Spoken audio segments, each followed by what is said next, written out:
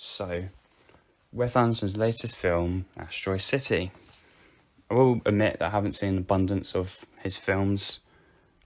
Grand Budapest Hotel, Life Aquatic, Royal Tenenbaums, and French Dispatch I've all seen. I remember watching Fantastic Mr. Fox, but years and years ago in the cinema when it first came out, so I don't particularly remember much from it.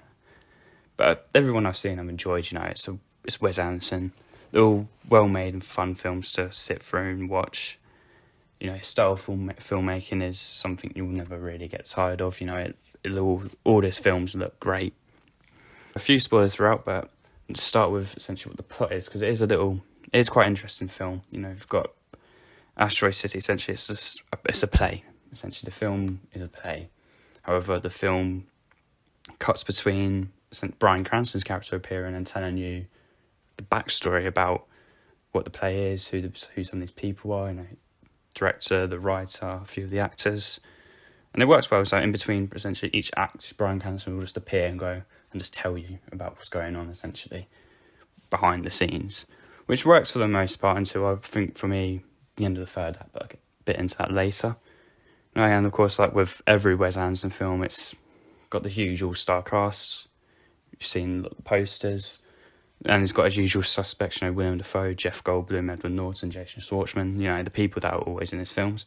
Although no Bill Murray, which, is a bit weird. I don't think I've actually ever seen a Wes Anderson film without Bill Murray in it. And then a few of them, like Jeff Goldblum, Willem Dafoe's roles are a lot... Well, Jeff Goldblum's character is essentially just a cameo. And Willem Dafoe's role is a lot smaller than usually expected of. I would say also what was interesting was that the child actors weren't awful, not distracting like normally are, because most child actors are normally pretty awful. So it is quite a rare occurrence these days to get child actors that don't annoy you. So that's a bonus point. Again, like the comedy as well, like most Wes Anderson films, it always works for the most part. It's a good time, you were laughing throughout. And I also really did enjoy the side characters. A few of them played. You've got one Rupert Friend, you've got Jeffrey Wright and Matt Dillon, who are all really good when they pop up on screen, even if they're not in it too much. I think Jeffrey Wright especially has this little monologue in the first half an hour of the film, and it's really, really good. It's real good. It cracked me up quite a bit. So when they do pop up, they do steal the show, really. But for me, my problem comes with around that final bit in the third act and the ending. And the structure itself works well throughout the film, even though it sometimes feels a little bit off. I think right at the end of the second act, when Bryan Cranston just appears in the actual play, and he breaks the fourth wall. Oh no, I'm not actually meant to be here, am I? And it's a bit okay. And then that's just where the act 2 ends. I'm not really sure why that was there, but maybe I'm missing something. But the way, because it has, you're watching this play essentially. And at the end of the third act, it kind of cuts away from the play. And Jason Schwartzman goes off on his little run to ask the director a question, and then he ends up talking to Margot Robbie for a bit because her role was cut. They make a little joke of that, but it feels like what they did there.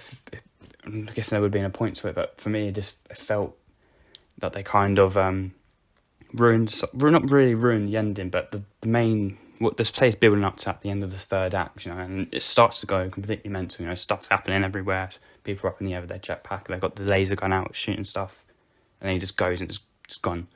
So it feels like it kind of just, takes away that satisfying conclusion to this third act. And then you cut to the epilogue as well, after, they have a little conversation on the balcony.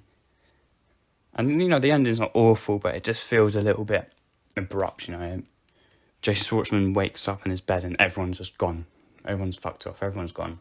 And then they just have a chat, takes another picture and just drives away. So that's, I don't think it's not an awful ending, like I say. It's just a little bit, it feels like part of the film is, that final 10-15 minutes do feel a little bit unsatisfying and abrupt in terms of conclusion. You wanted something different. That's how I feel. But Asteroid City, it's, there's not particularly much to say. If you've seen a Wes Anderson film before, go see this. You're going to enjoy it. If you haven't, seen a Wes Anderson film before, you should still go see it because you will enjoy it. So I will give this one 4 out of 5 stars, and have a good one.